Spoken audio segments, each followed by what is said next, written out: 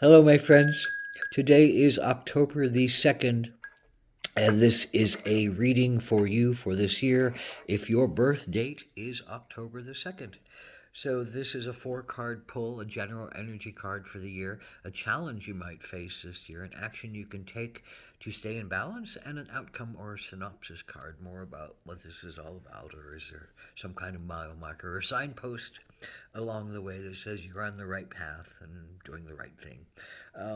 So this is the general energy card of the year, and it is the poet.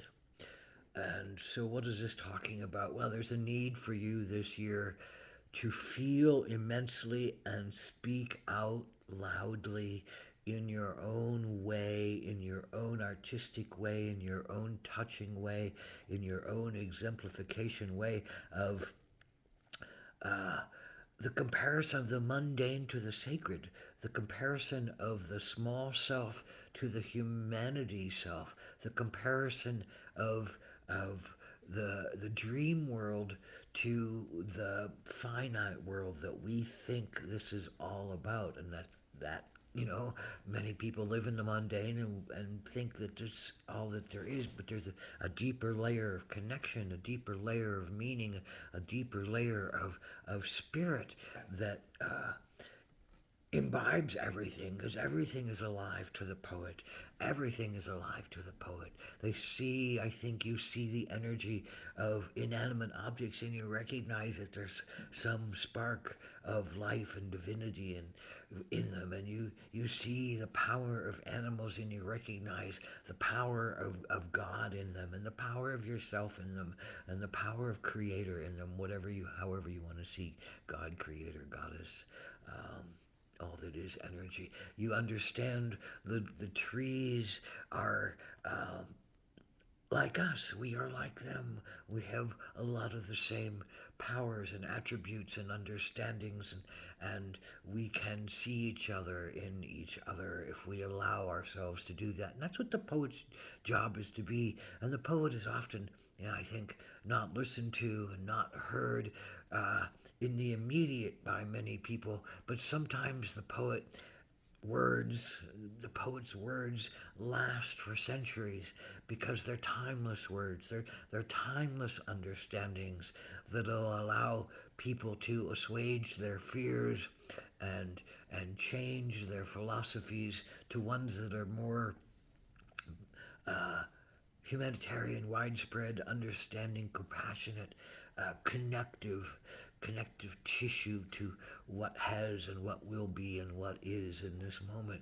So this is a masterful place of creativity, a masterful place of inspiration, a masterful place of truth telling, because ultimately you as a poet this year are about telling the deepest truth that you have inside of you and experiencing humanity's level of conscious against your own level of consciousness and understanding and dancing on that more sacred divine level than just I think any poets recognize we're not alone. We're not the whole universe supports us, and the whole universe is our playground, and we're supported by the universe, and we're touched by Creator, and we're connected deeply into the tissues of all beings and all nature, so we can speak on these magnificent realms that again, other people may not be able to hear, but we have to speak of them. We have to speak in our creative voice, our love voice, our compassionate voice, our intuitive with analysis voice. In other words, our wisdom voice, not just our intellectual voice, but our wisdom voice that blends both those sides of intuition with analysis, with deep understandings on the emotional and the psychic level with the everyday level of consciousness that the mind creates in order for us to move against the tides of things and create our lives in the way we wish to have them created. So, with all that in mind for this year, what is your specific challenge this year? Well, it is the Seven of Cups, Something that you have seen a lot of pleasure in may need to fall away this year. The sevens are about, I think, restrictions and authorities and someone possibly telling you that you can't have something that you have loved in your life, or maybe it's you telling you that you can't have something that has fulfilled you in your life, and maybe that you have a lot of things, a lot of energies, a lot of love, a lot of connections to beings and peoples and events and things and places that you've already worked at, and they feel really connected to you. But the seven says maybe something still feels amiss. Maybe one of those things no longer has the oomph anymore, no longer has the the need to be in your life anymore. Maybe you don't need it in your life anymore. Maybe there's a sense of needing to let go of something. But your challenge is to let go of something, is to not hold on to everything and everyone as a necessary part of your being, and to look honestly at yourself and say, it's time to let go of that which I held great love and cherishment in, but no longer can be there for me. It's time to let go. Whether it's because apathy and lacklusterness has appeared on your part, or whether it's become something is because something is no longer appropriate for you, it's time to let go.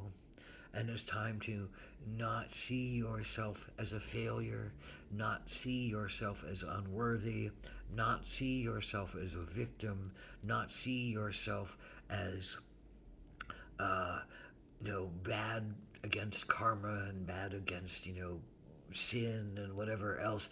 It's not about that.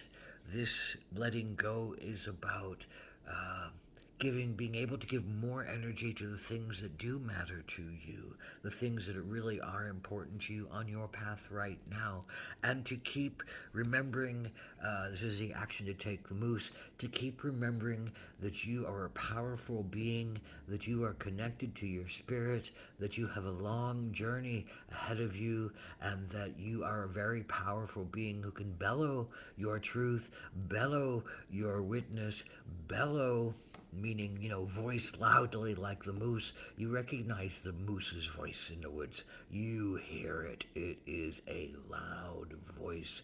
You understand it's a moose. You understand to stay out of its way, and you understand often to not confront it, because the moose is a powerful being, and that's what you are this year. Your voice is powerful. Your sense of yourself is powerful. Don't negate it. Don't hold it back. Recognize that you're here to spread your truth. And that means looking at your present situation with great love, compassion, understanding, and truth needed in order for you to talk about the great level of loss that humanity experiences, in conjunction with the great sense of loss that you personally must experience, the loss of something important, the loss of something that was important that no longer serves, the loss of something emotional that had some kind of attachment that now must be let go of in the way that it was manifesting before. And with that is there the final card.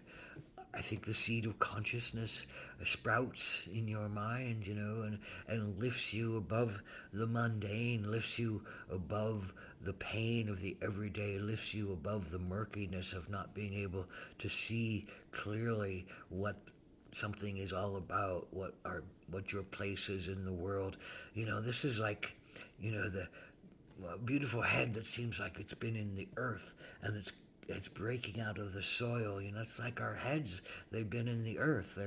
They're muddy, and they're full of dirt, and we're full of unconscious, and what we need is to break out of that earthly inhabitation and break into our spiritual connection, and break into our deeper connection of our what really flourishes, what really flowers inside of us, and understand that our consciousness is a great gift and a great power and a great energy that the poet can talk about in amazing ways, and that poet in you needs to talk about that consciousness that comes from letting go, surrendering, allowing change, allowing oneself to not be brought down by change, and letting go, allowing oneself to not be humiliated and be a victim by those kind of things, allowing oneself to regain one's power, one's strength,